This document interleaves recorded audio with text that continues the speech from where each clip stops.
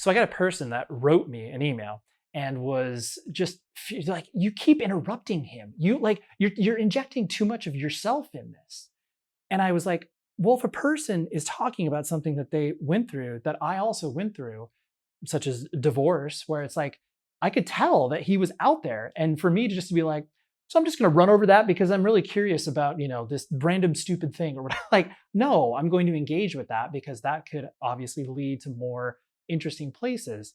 And anyways, the point being is that taking this craft of learning how to interview people, whether it was in person or over email when I was writing zines, gave me the base and the level of confidence to be able to ask questions that would not only elicit a response, but then be able to pick up that conversation and carry it on, as opposed to just being like, I got a list of 10 things I got to get through.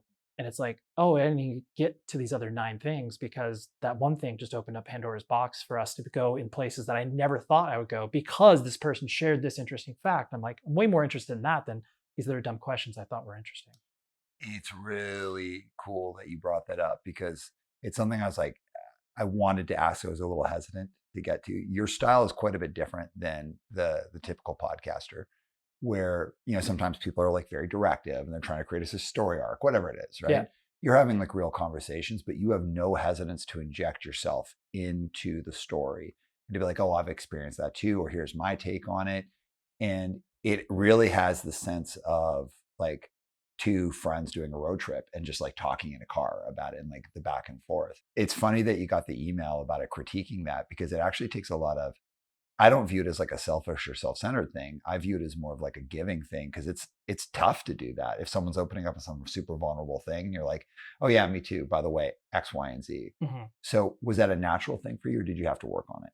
It was pretty natural because I felt, even though there is that, to your point, just that idea of putting yourself into a person's, interview or story or whatever, it can remove the artifice of the idea of like, this is how an official interview should go. It's like every time I speak to a person, I do a little preamble at the beginning where it's just like, if I bring anything up that you're uncomfortable with, we can move past it. Or alternatively, like if we're speaking about something, like I'm going to, offer up like some semblance of being a human. And I think that that's where I was always very predisposed to do that, just because I felt like that was a very easy way. Like, I'm an only child, don't have any brothers or sisters. Obviously, that's what only child means. But just the idea of trying to connect with people, I was always doing that. I was always comfortable in speaking with people.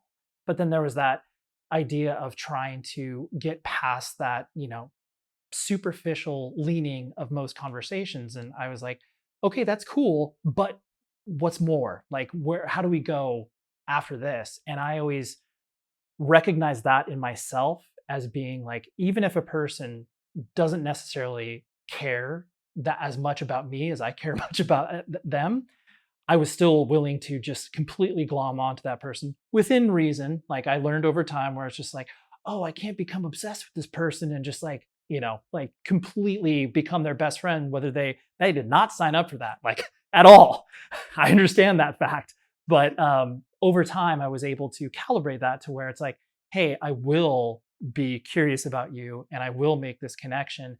And therefore, it wasn't so much a learning process. The learning was the, not barriers, but just like the understanding that not everybody feels as comfortable attaching themselves to me as I do to them, because I'm just so, I crave that connection with people in ways that other people are like, yeah, Ray, you're a little much. I'm like, I understand that. And I'll back off. I think it's one of your strengths. Like, we live in such an interesting space where, especially in punk and hardcore, which it's like, obviously I love punk and hardcore. Totally. It can be very, it can cause people to wear a mask a lot and to want to present themselves a certain way and to be very rulesy. Like, you got to be this way or you got to be that way. I've always found you to be like, when I say unconventional, I don't mean like someone's like kooky aunt or something like that. I mean like unconventional in your willingness just to be like genuinely like friendly and open, to like let people really know who you are. It's what stands out to me about you as a person, because there's not like these time trials of like, oh, like this person's so closed off. It's like you really get to know you relatively well, relatively quickly. But it's really cool in the podcast. I just think like that's part of what draws people into it, is like, this isn't just going to be a answer or question, answer, question, answer. It's going to be a real conversation. Going back to like the style development, I'll just say from my own experience, like I didn't have any idea what this podcast was about at first. I did. Like, I was like, this is a leadership podcast. But then I was like, oh shit, it's like so much more. And I feel like I know it so much better now, but it took me about 100 episodes to really get it.